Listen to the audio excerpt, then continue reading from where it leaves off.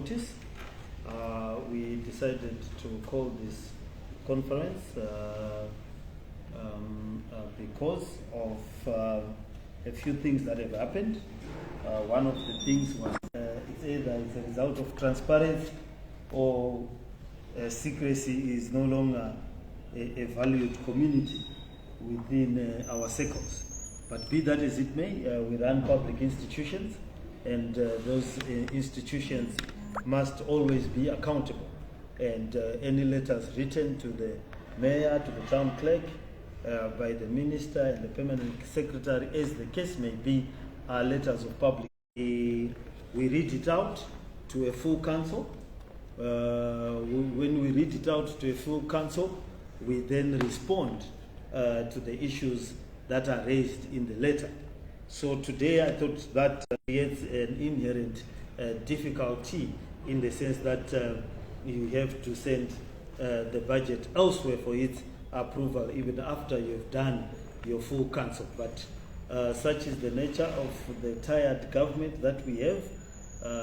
There's the first tier, second tier, and the third tier, and we occupy the third tier. So some of our things have to be approved by central government. The merits of that might be a discussion for another day, but that is the case as of now. And in those, we obviously need the budget. Ours is a creature of statute. For us to levy new fees, carry out new projects, do new things, we need to have a new budget and to levy and to set out the outline of the following year. So the number of issues have been raised. So as a way of process, we are having a meeting with the minister. He is coming to these chambers on Wednesday. On Wednesday this week, the minister is coming to explain and to further elucidate some of the things that are contained in his memo, and we have notified council and senior management.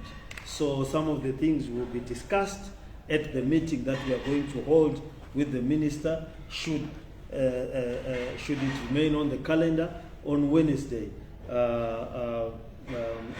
this week. On Thursday, just before the Easter holidays, we had a scheduled council meeting.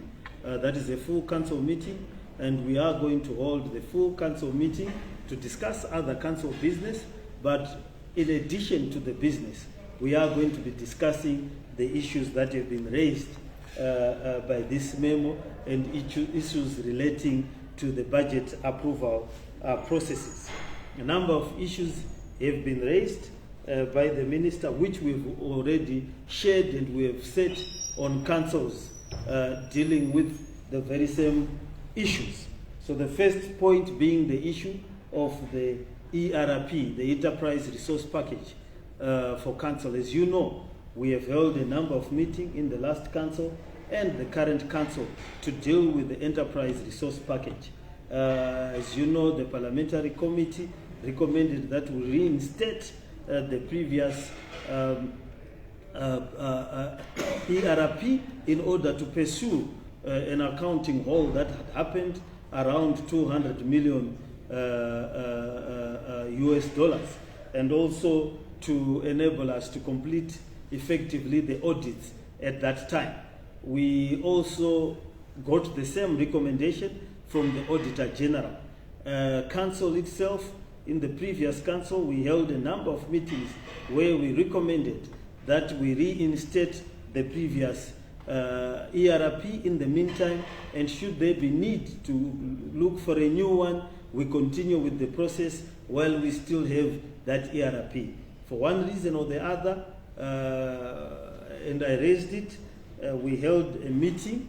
The latest special council meeting was on ERP and Chenesa Harare, and we raised our concern that there seems to be a connivance between some of the officials within this council and officials at PRAS to firstly avoid us reinstating the ERP that was there.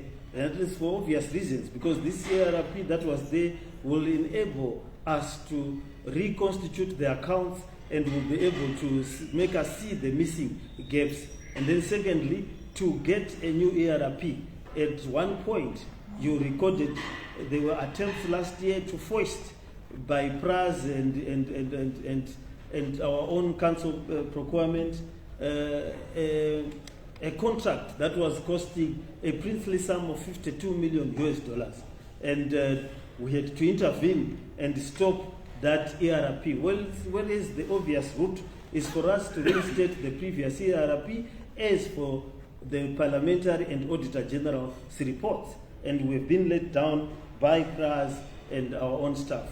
Today, this afternoon, we are going to be meeting. In fact, I was supposed to be at a meeting with PRAS at 2 p.m.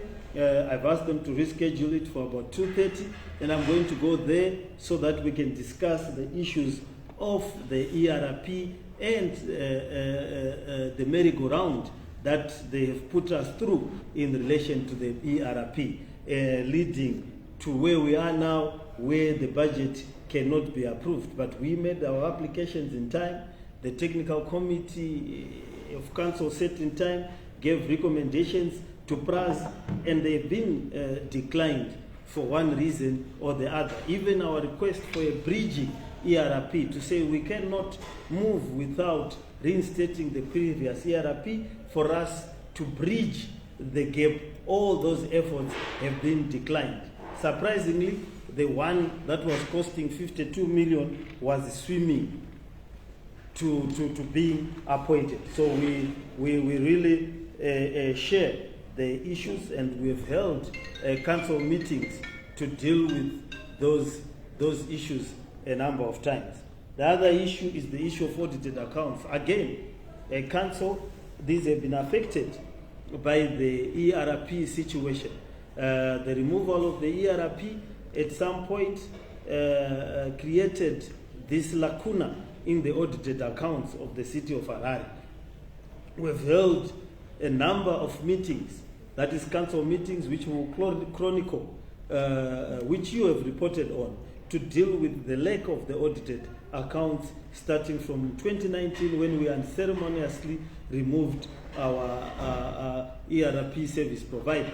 And since then, we have not been able to comply with this mandatory requirement. And this is not out of trying. The previous council, before the elections, insisted and made a number of resolutions to around the issues of the audits, to reinstate the ERP, to the extent that the number of tests that are occurring within the system, we now have over 23 staff in the finance department on suspension, pending disciplinary hearings, because of the gap that has been created by, among other things, the lack of an ERP system, the lack of audited accounts, and also the ones that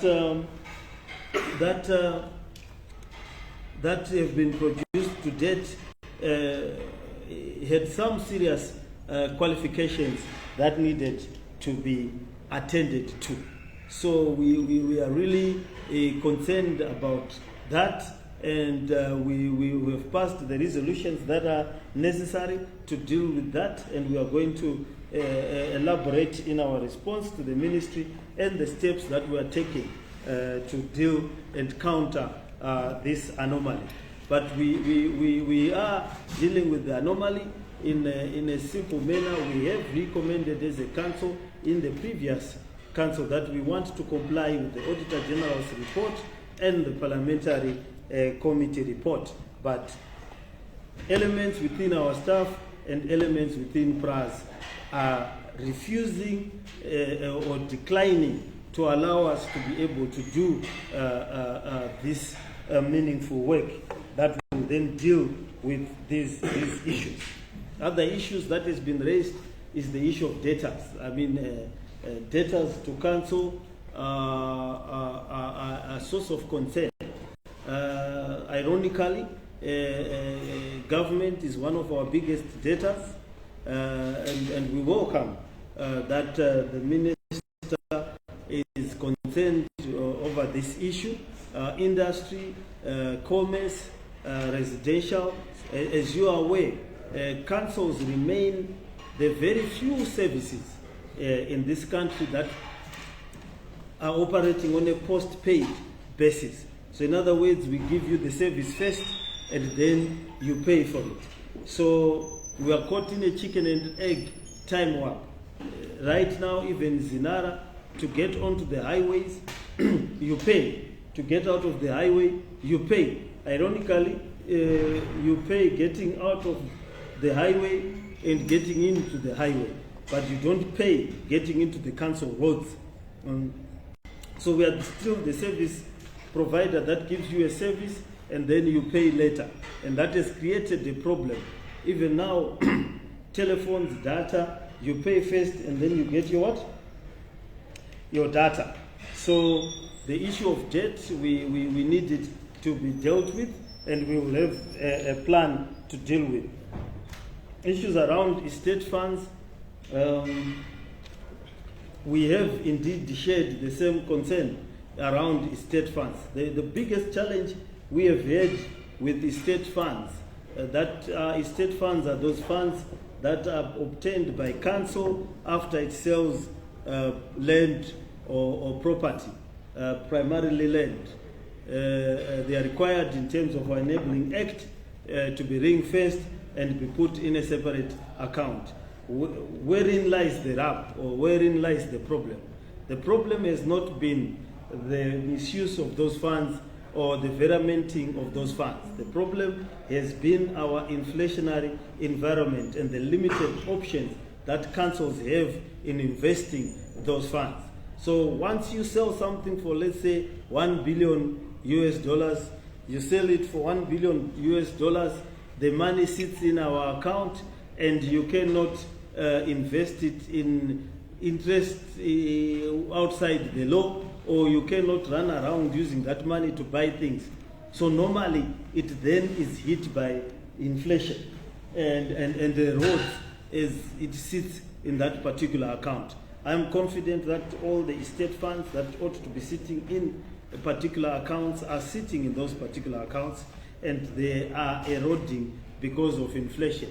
One needs a bit of flexibility in the use of those funds to be able maybe to invest in gold coins at the Reserve Bank, buy something as the money comes in, so that it is not eroded by inflation. At the end of the day, you just report a figure.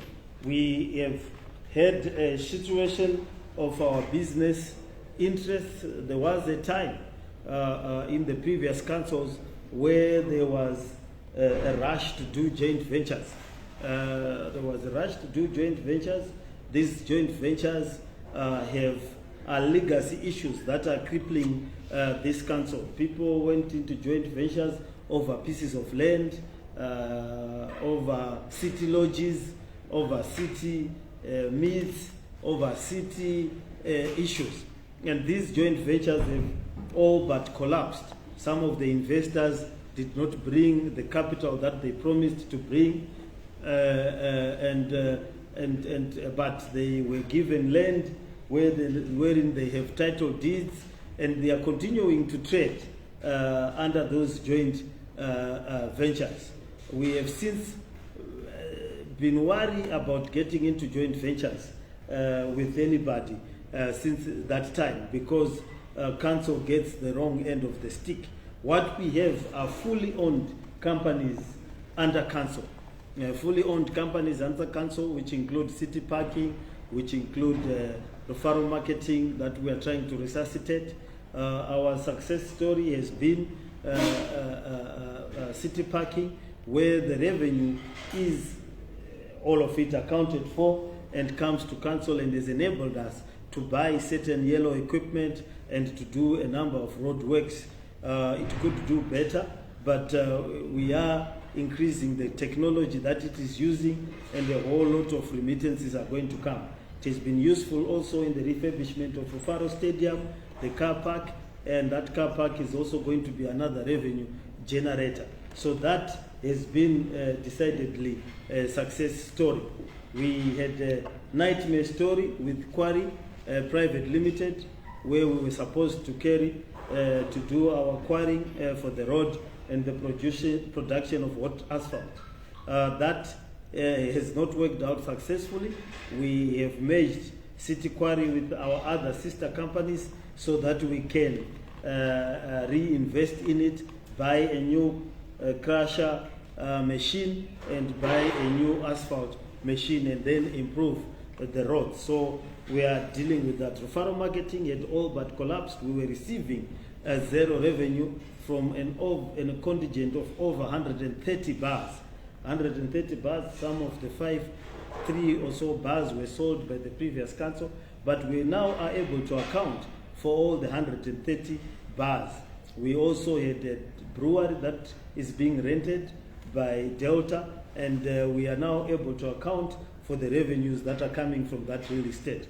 Going forward, we are looking at improving the real estate that we are managing, the 126 bars, beer halls, and revitalize them and bring them to their glory. The revenue from Rufaro marketing is the revenue that built Rufaro United. So currently Rufaro marketing is assisting in the refurbishment of the stadium, that is the toilets, the public facilities and the inside of the stadium. And also is going to assist with the acquiring of the bucket seats once we have done the whole process. Staffing levels, we have a huge staff contingent. Our staff contingent is close to 10,000 people. In many ways, it's a big staff in relation to our city. If we improve the technology and make it a smart city, we could do with less staffing. But at the current moment, even though we say we have too many staff, we have shortages in critical areas. Our fire department, our firemen are taken every year going to the Middle East. Our municipal department, not a favorite of many these days, is also understaffed. Hence the areas around development control, vendor control, traffic control, even congestion, the traffic lights cannot be dealt with. Issues of drain clearance, and our city has grown disproportionately to its development, that we have so many areas that are lacking the waste management department. You have 2 workers trying to deal with waste at a shopping complex in Mount Pleasant or in Mavuku and so forth. So the staff, the health personnel, we need 800. We have over 43 polyclinics. We only have 300 or so staff, and the rest we are getting locums.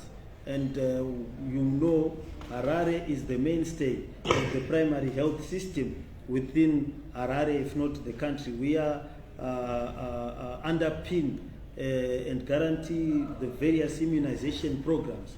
We underpin the various antiretroviral programs. We underpin the infectious disease programs, cholera with Wilkins and Beatrice, and a number of tents. That's why we have been able to succeed with the cholera outbreak within the city, unlike many other cities in the region.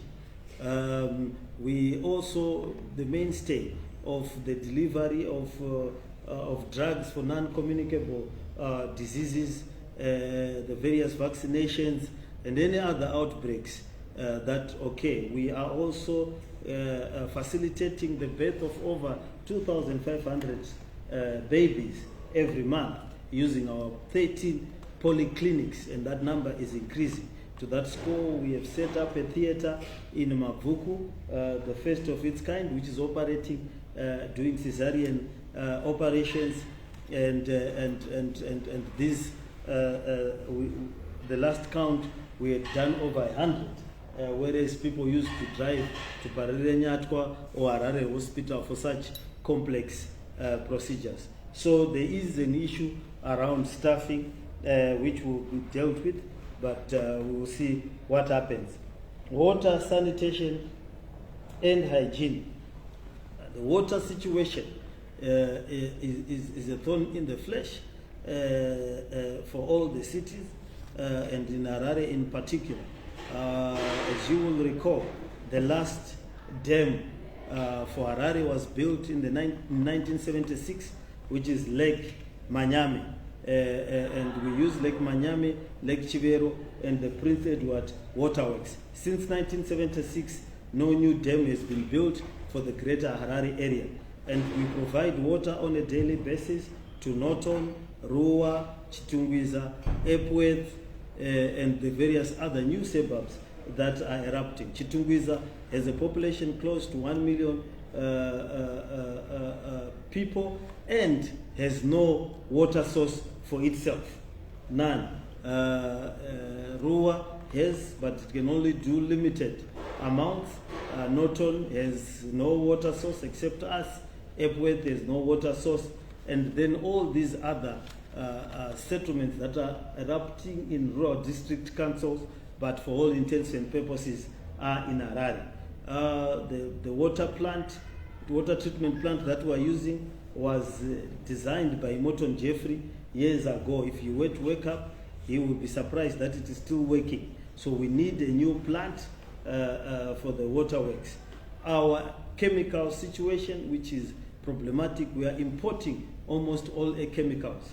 The local suppliers import sulfuric acid, they import bauxite, they import lime from as far as China. Carbon is China. Almost all the chemicals that we use are imported, yet we are billing in RTGS. We are raking up a huge debt with our chemical suppliers because of that situation. And when we pay them, the money is not enough. So there's a lot of work that needs to be done, and that infrastructure will need us to work together. We were heartened or happy that there's now a task force that is assisting us, and we are confident that if we put or continue putting our heads together, we will be able to deal with the water situation in Harare. It's the same with the waste management. Chenesa Harare that we implemented together with government went a long way to deal with the dump sites. But what is needed is a sustainable revolving waste management and the redesigning of our waste management processes to be able to deal with the various populations that are increased. We have introduced night shifts. We are grateful. We got 52 tractors from government, and we are now working on building the trailers so that the tractors can form the base of the collection, and the compactors will continue, and we'll try to increase them so that we are able to be on top of the situation as far as litter is concerned. We are also introducing a raft of measures relating to hygiene laws around the shops, maintenance of bars, maintenance of the fronts of the shops, and implementing the penalties for littering and clearing places like First Street and so forth to make sure that they don't remain an eyesore. And we are going to announce the more rigorous implementation of the hygiene bylaws, of which we have around 10 of them, if not more.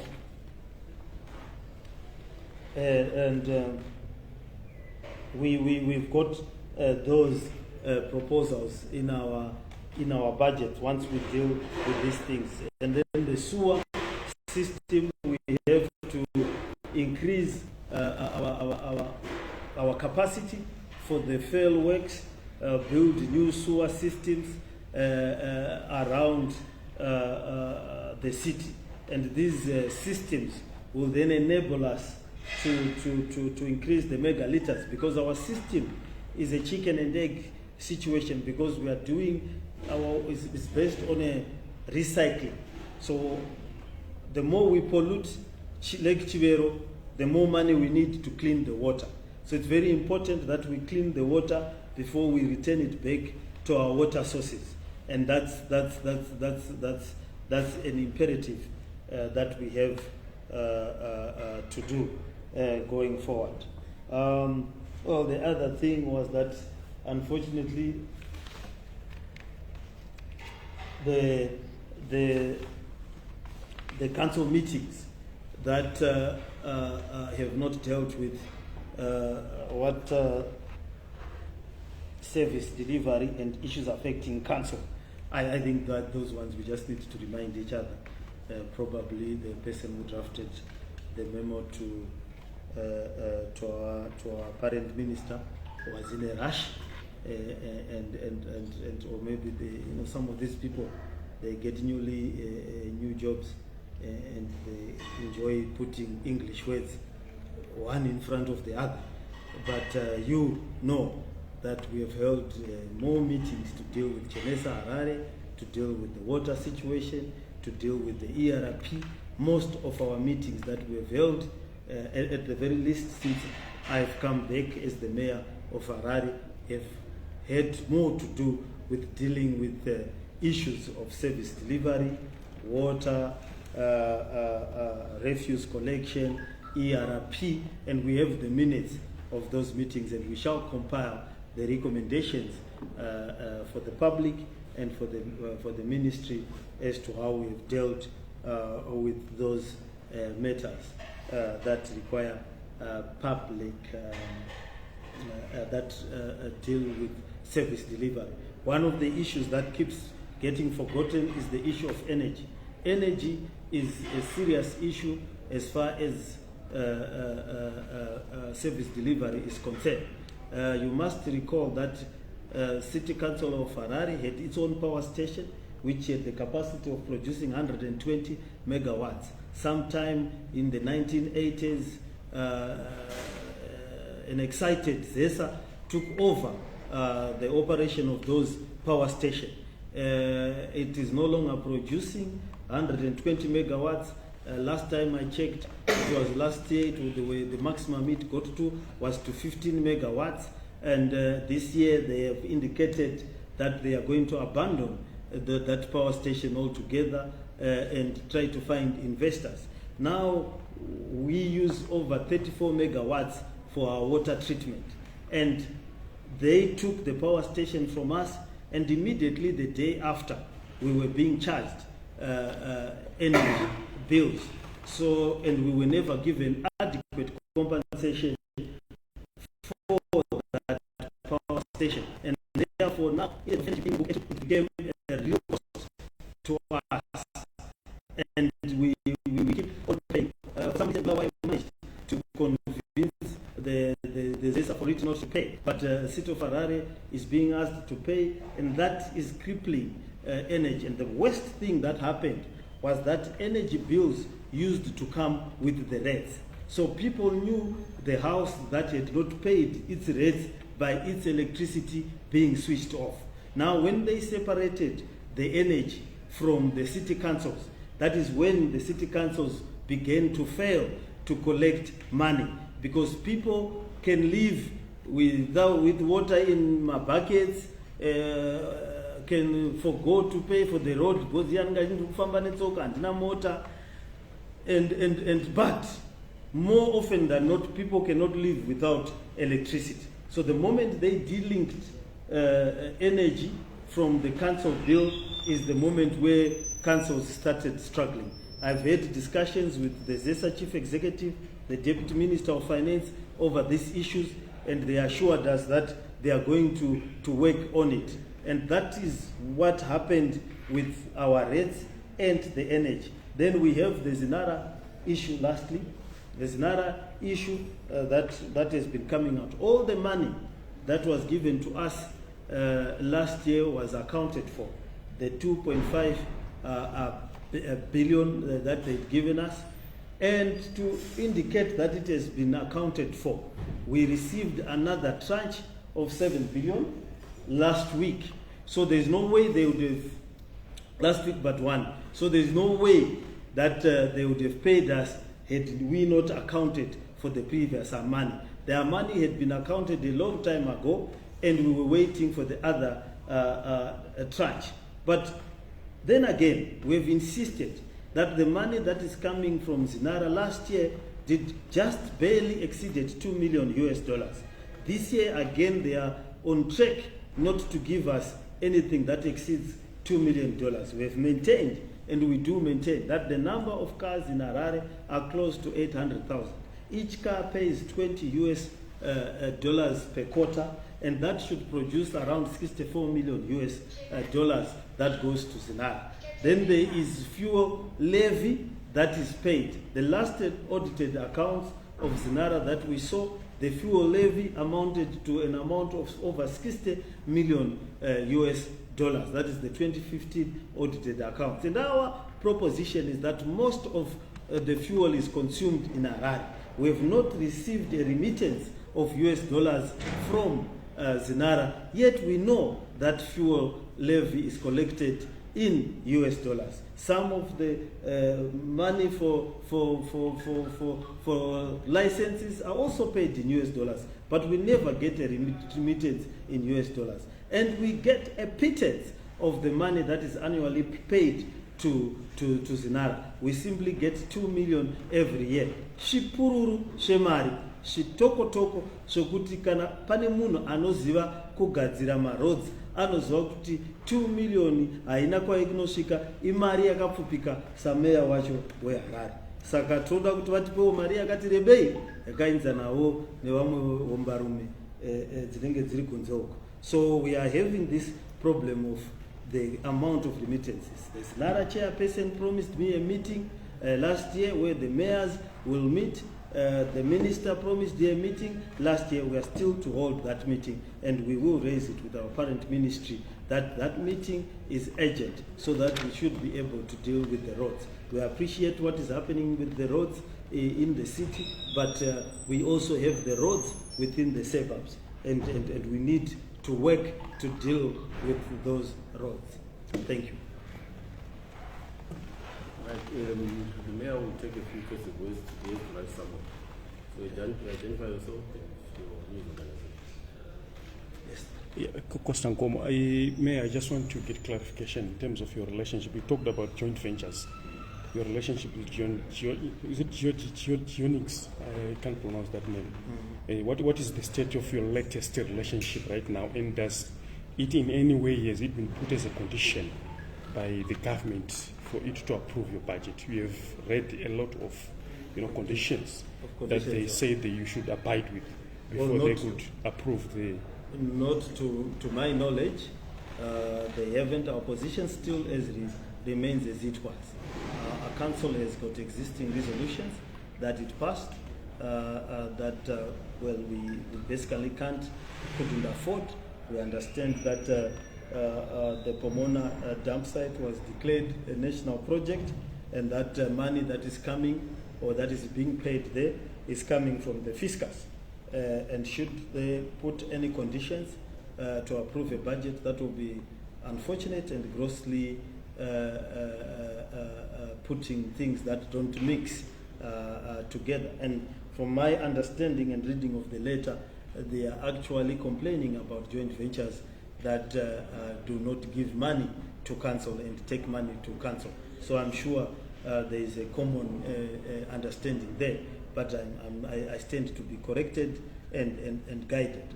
I've not held any conversations in regard to that issue, and we have not changed our position.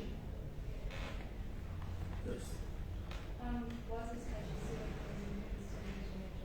In the last council meeting, you spoke of the problems you're facing in the procurement department. Has the council done anything to reach a consensus? Yes, we have maintained, as we did in the last meeting, that we want to comply with the Auditor General's report and the Parliamentary Committee report to restore the ERP that was there in place at that time, to reinstate the ERP that was there as a bridging ERP. And should we then do a new process we do it in due course, and we have an exit process, and we have instructed our staff to do so. Should they continue to fail, we have referred the matter to HR, because probably maybe the particular staff involved are completely incapable of doing a simple task, that is to get an ERP for us to move the budget forward. Yes, sir. Takuzo Msakasa, freelance journalist.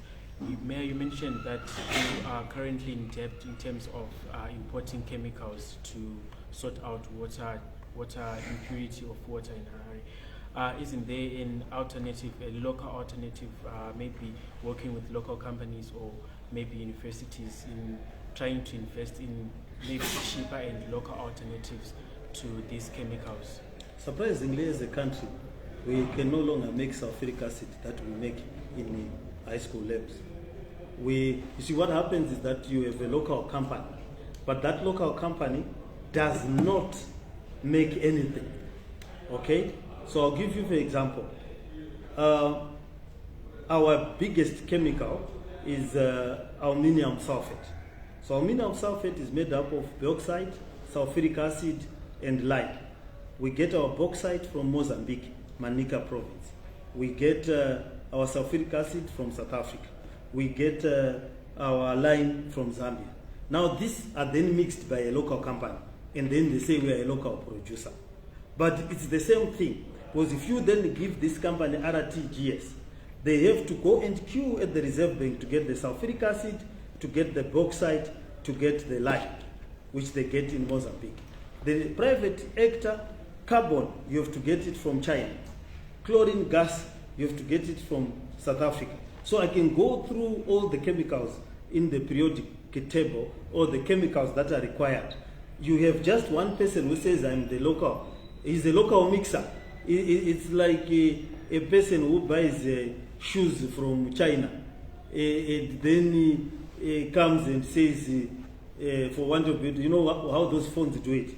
They buy a clone, isn't it, from China, and then out of respect of the companies, maybe I'll say they will call it P-tail or Y-tail. But we all know that the phone has been made in what? In China. But the person will then come to a meeting and say, I'm a local producer of what? Of cell phones. They are not a local producer, they are a local assembler of those things. And that is what is happening with our chemicals. Forget local producer. There is nothing like that as far as chemicals are concerned, even the most basic of chemicals. Any other issues? Yes. Joshua from NRC. Mayor, can you tell us about the nanotech solutions? Is it still in place or no more deal? Well, the nanotech deal is still in play. From what I understand, there has been hiccups in terms of the payment or the accounting of the payment that was done. But how it was supposed to work was that there was an estimated cost, and they put the chlorine dioxide generators at Morton Jeffrey, and then they were supposed to then give the chemicals to then supply water, cleaner water. It's a tried and tested technology that they are using, which is being used in Botswana, South Africa. It will give us more water for the dollar, cleaner water, less smelling water, and the water will go far through our pipes, from what the scientists tell us. But unfortunately, at the current moment, their system was supposed to work with us as council pay. But when we pay, you get the forex from the Reserve Bank. There are certain papers and acquittals that ought to be done, and they are still having a polemic around those issues. Should it remain in that way, then we as council will have no choice but to look at whether it is a viable way forward and create new relationships with people who can supply for a longer time in terms of proof of concept. And then once they supply for a longer time, and our stakeholders, the council, parent ministries, and everybody is happy, we then can then engage in paying. A problem with a number of Zimbabwean businesses that are local is that they want cash upfront. And we want to talk to our financiers and everybody that, look, some of these things, do 3 months as proof of concept. Then we know that this thing works. Then we can convince the taxpayers and the ratepayers to invest in your technology. So, thank you very much. You got last question? Yeah. Yeah, Mayor, you mentioned the last council meeting that I attended in December. You mentioned that the government, the government owes you money. You mentioned it again today. What steps are you taking to ensure that the money that the government owes the council is paid in full or is part paid, as you keep on repeating the same issue? Well, this is a part of the discussions. What we will do is we will do a debtors list to our minister, and since he has noted it, we will kindly ask him that when they sit in cabinet, he's an able minister. He has a private sector background, together with the new permanent secretary, and we were quite excited because they set ambitious targets in their previous ministries, which I'm told they met. They were winning all sorts of prizes last year. So I'm sure happier days are coming. Since they've noted the issues, we will use persuasion. You see, our options are very limited when it comes to government. We can't take each other to court exactly. There are many things that we rely on them. What we need is to be able to lay our case, push for it vigorously, and then try to get, what do they call it, water out of the proverbial stone. And Moses struck it twice, water came out, and I'm sure as the local government, Moses, we can strike twice or thrice and money will come out. So it's fine. Thank you for coming and showing us part of Stadium. So you just call us and